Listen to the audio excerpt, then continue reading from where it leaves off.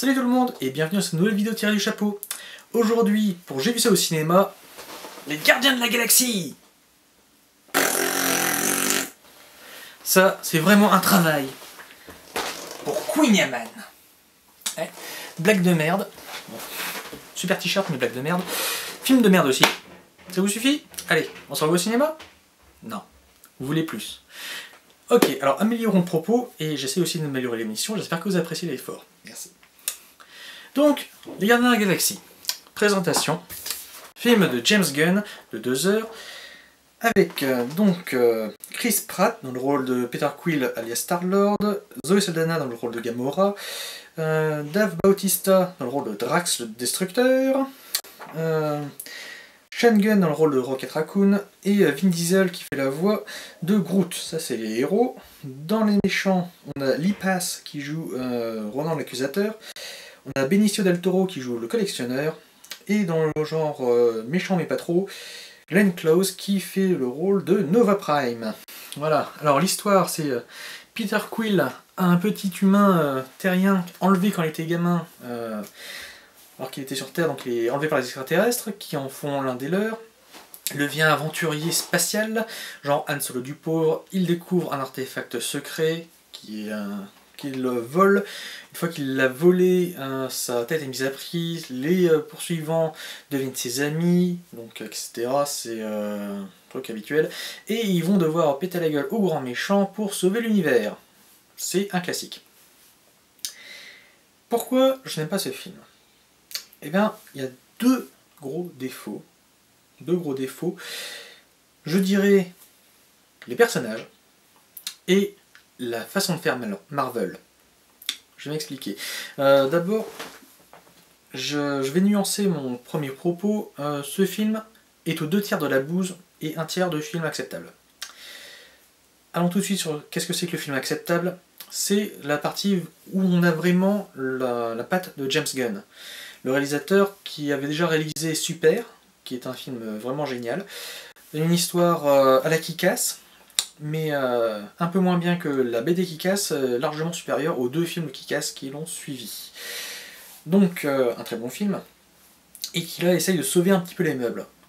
James Gunn, c'est un petit peu comme Edgar Wright, qui aurait dû réaliser Ant-Man, mais il était dégoûté, moi je suis dégoûté, et c'est celui qui peut essayer de sauver un petit peu les meubles. Comment est-ce qu'il sauve les meubles? Avec des plans de très bonne qualité, des plans parlants, voire même qui pouvaient contenir quasiment toute une séquence, voire toute une scène. Il y a un moment en prison spatiale, les 5 nouveaux amis se réunissent pour préparer une évasion. En un seul plan fixe, James Gunn arrive à poser tout son cadre. Ça c'est franchement génial, c'est bon travail de réalisateur. Autre moment, lorsqu'ils combattent le méchant à la fin, le héros, Star-Lord, arrive à détourner son attention en faisant une danse. Une vraie blague visuelle, un vrai moment de burlesque, ça fait du bien par où ça passe. Et ça en plus, c'est tout à fait du Marvel, dans le sens où c'est ce qu'on peut attendre de bien de Marvel. Pourquoi ça? Disons, dans la vague moderne, récente de films de super-héros, on a d'un côté Marvel qui est flamboyant et DC qui est introspectif. Il y a aussi les DC qui sont un peu plus flamboyants, ils sont majoritairement plus introspectifs, de même qu'il y a de l'introspection aussi dans les Marvel, ils sont plus flamboyants qu'autre chose. C'est bien plus, c'est pas que, je précise, au cas où. Là-dedans, les Marvel, et ça se voit beaucoup dans les Gardiens de la Galaxie, c'est on te balance beaucoup de trucs dans la gueule, du son, de l'image, d'explosion, mais il y a très peu de fond en fait. Et ça c'est ce qui ne va pas, parce que bon, ça, avec toute la production qu'ils font, c'est normal qu'il y ait du résidu, mais là il y a plus de résidu que de qualité, c'est chiant ça. Par exemple, un truc qui m'a beaucoup marqué en mal, et qui est tout à fait dans le style Marvel, c'est-à-dire flamboyant, Star-Lord à poil dans l'espace, avec des vêtements mais sans combinaison, sans scaphandre, et il survit 30 secondes. Et même un peu plus en fait. Non, ce n'est plus acceptable. C'était acceptable en 69, lorsque on était en train de voir Armstrong qui marchait sur la Lune. Mais non, ça ne marche plus maintenant.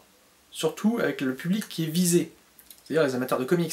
Ceux qui, techniquement, sont des geeks. C'est-à-dire qui s'intéressent un petit peu aux technologies. Et qui découvrent que, ben non, on ne peut pas marcher sur le soleil. Malgré la bonne volonté et le pouvoir de l'amitié. Ça, c'est la deuxième séquence qui me fait dire non à ce film. L'artefact que découvre Star-Lord est un artefact qui détruit les êtres vivants. On le touche, on meurt, on est foutu. Star-Lord met les deux mains sur le machin et il survit. Parce que justement, ses nouveaux amis lui touchent le corps pour partager avec lui cette destruction due à cause de l'artefact. Le pouvoir de l'amitié! Non, c'est nul. On ne met même plus ça dans des trucs pour gamins. Ça ne va pas. Deuxième difficulté de ce film, ce sont ses personnages. Pour le côté gentil et méchant, c'est très simple. Nova Prime, donc je parle Glenn Close, tout est en blanc. Chez Ronan l'Accusateur, je parle Passe, tout est en noir. Blanc, noir, bien, mal. T'as compris c'est pas assez compliqué? Ben non, c'est la géopolitique du pauvre, quoi. C'est nul. En même temps, c'est vrai qu'on ne s'attend pas à beaucoup réfléchir. Je dis pas ça. Mais un minimum. Minimum. Là, non. Parmi les personnages principaux, donc le groupe des 5 gardiens de la galaxie, ils sont nuls aussi. On peut les classer de l'ordre décroissant de nullité. Le plus nul, c'est Drax le Destructeur. C'est une montagne de muscles, avec une histoire de montagne de muscles, qui ne fait que la montagne de muscles. Et il se fait botter le cul 3 fois dans le film. Il n'a pas une seule victoire. En quoi il est destructeur? En quoi c'est un méchant qui devrait se repentir? Il n'a jamais été vraiment méchant. Il n'a pas génocide de planète comme Vegeta. Il n'a pas même pas fait de mal à une mouche. En quoi il est destructeur? C'est juste un gros tas de muscles qui sert à rien. Il fait pas avancer quoi que ce soit dans le film. Il fait une chose dans le film, mais c'est tellement con qu'on se dit non, ça ne fait pas avancer. C'est juste une fainéantise de scénariste mal torché. Deuxième personnage à problème, donc deuxième avec le plus de problèmes, c'est Groot. Groot ne dit qu'une seule chose, je s'appelle Groot. Comme il ne dit que ça, et que ça lui sert de vocabulaire pour l'ensemble du film, ça fait assez penser à un schtroumpf géant, mais sans le côté ludique où on doit deviner ce qu'il essaye de dire. Là, on est condamné à attendre que Rocket Raccoon traduise. C'est nul. Et au-delà de ce manque de personnalité évident, Groot a un pouvoir qui est d'avoir tous les pouvoirs. C'est le Deus Ex Machina. Le groupe va mourir. Deus Ex Groot. Ça arrive 3 fois dans le film. 3 fois où il se sort un pouvoir de son cul pour sauver la situation. Scénariste feignant. Ensuite, on arrive à Star-Lord, donc personnage principal qui devrait être normalement celui auquel on s'identifie. C'est pas le cas. On ne s'identifie pas à Star-Lord. Parce que c'est un Han Solo du pauvre, parce qu'on n'en a rien à foutre de son drame existentiel. C'est pas intéressant. C'est quelqu'un qui est assez odieux. Bon, pas énormément, hein, c'est de l'odieux de bazar, quoi. Mais il est tellement peu développé, tellement peu attachant, tellement... oh, je te fais une blague parce que je suis tellement cool. C'est une sorte de Zap Brannigan, mais sans même avoir un 2 grade. C'est un Zap Brannigan en la loi. C'est pas franchement chouette. On s'emmerde plus avec lui qu'autre chose. C'est pas le bon copain avec qui on va boire une bière. Ensuite, on va dire, il y a Gamora, donc la Green Babe de l'histoire. parce que cette fille-là, ben, c'est la guerrière froide, avec un lourd secret, truc habituel, qui finit dans le lit du héros, parce que c'est le truc habituel aussi. Et bon, là, par contre, il y a un petit peu de recherche, il y a une petite histoire quand même, puisqu'elle vient au départ du côté de Ronan l'accusateur, elle devient ensuite une gentille, donc il y a vraiment, là il y a une petite histoire de rédemption, une vraie, contrairement à Drax le Destructeur. Hein. Mais à part justement être la tsundere du pauvre, non. Trouvez-lui une occupation les mecs. Être juste guerrière, c'est pas ça. C'est vraiment... c'est comme dire que le féminisme c'est être fémène. Ça ne va pas. Il y a quelque chose de plus intelligent que simplement foutre des nions. C'est pas ça. C'est pas ça l'émancipation. Parce que normalement, Gamora, c'est une femme qui s'émancipe. Elle s'émancipe des hommes, elle s'émancipe de la tutelle masculine, elle s'émancipe aussi du modèle féminin, soi-disant en mettant des copies dans les couilles. Mais elles peuvent mettre des copies de la couille et autre chose en plus. Elles n'ont pas besoin de se réduire à ça.